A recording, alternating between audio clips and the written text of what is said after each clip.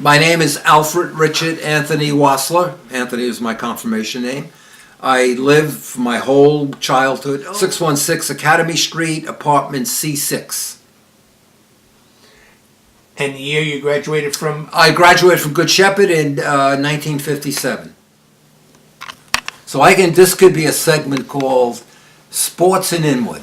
So I'm just thinking of how children nowadays have organized sports, and God bless them that they do, and they're not on their technology all the time. But back in our day, in Inwood, and Academy Street, so we had stickball, punchball, curveball, two kinds of curveball, off the 3-box baseball, where you would throw, like, you'd get the Spalding and put your fingers in a certain way and the ball would spin way, and if you hit it into the box it'd be a single, and if you hit it a couple of times it'd be a double. It's just crazy.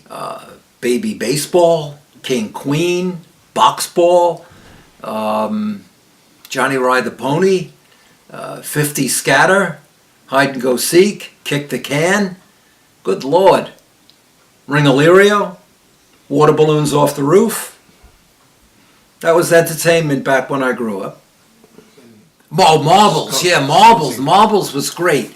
You'd get a shoebox, and kids would come by with their marbles, and you would roll it the distance, maybe about 50 feet, so from on the sidewalk up to the wall by, say, the Blue Bake Shop.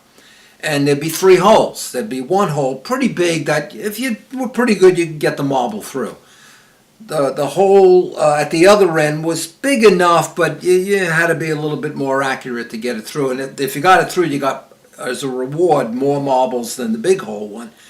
But the middle one, the marble would have to be thrown perfectly to get in, and you get 10 marbles. No one ever got 10 marbles. Scully was the game where you chalked out on the ground, it's too much, but little boxes where you would then get top of a bottle cap, either empty or you'd fill it with crayon or wax to give it a little weight. And you'd shoot it, and you'd have to get it into 13 boxes from 1 to 13, and then backwards, 13 to 1. In the meantime, you were on your knees on concrete playing this, and your mother would have to sew patches, the kind of patches you'd have where you'd iron them on. Not sew, you're ironing patches on your knees. What was the game where you put the popsicle stick in the middle? Oh yeah, hit the stick. Exactly, hit the stick. Sure. Yeah, that's what it was. That simple. And hit the stick was what? Explain. Hit the stick. Well, you were a city concrete box away. Each person. And then you put it in the middle of those boxes, and you would throw the ball at the stick. And the thing was, if you hit it, you got a point. But used to have like a roller derby in this street with your skates on, where you would mark off with chalk a big circle, a rectangular kind of circle, and then cut acrosses between it so you can go crisscross across it. Just to play, no particular game. But all of these things, I think it's important to say, were organized by the kids, by us. So not only was it, if not original, it was stuff we did together ourselves. And I'll tell you, it created, in many of us, organization skills that carried on to our working lives, or just in use of imagination and all. So I think it was great. Again. Well, Academy Street, staying with sports, we would play stickball on the street. And if you recall, the police didn't allow you to play stickball. So when we'd see a police car coming by, we would throw the bat under the nearest car and turn it into a punchball game. Occasionally, they would catch us with the bat and take it away. Also, we'd play stickball over in a schoolyard, and we called it in the pan, where you'd make a chalk box in the pan, and in the pan meant if you threw it and got it in a box, it'd be a strike.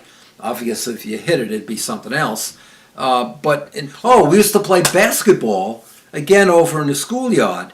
They didn't have baskets, official ones, but we'd get the crates used for fruit, the wooden crates with fruit, tie it up with string on the back of the chain link fence, and that would be the basket.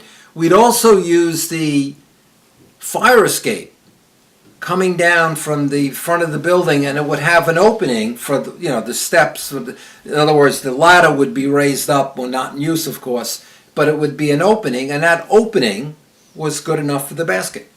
And there was a basket at sort of each end of the building, so that was the basketball court. I mean, endless number of things that we did. Jesus. We wanted to play on grass, although I played basketball on concrete up there and punch ball. But we go up there to play tackle football, baseball, and just go through the park.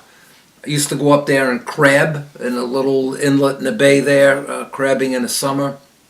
Yeah, it was one of the things we were blessed by being in Inwood. Although we're in the city, we had 2 parks by us, green areas that most of the rest of the city didn't have. We used to also go down to what we call the river, which was a piece of the, I guess, Payson Park along the Hudson River, where in the winter, in the fall, we would play football. Also crab off the dock down there. There was a little hot dog stand down there too, I recall. At the end, that was at the end of Dykeman Street. Right, if you went any further, you'd be in the Hudson River. But come, the end of August, I was looking forward to getting back to school. I enjoyed it. All the claims of the religious being rough on you, had a little of that, but not as bad as people talk about it. And I won't show anybody from the neighborhood the part where in August you were looking forward to going back. I won't show anybody. What's wrong with that guy? Yeah. Okay. So I know from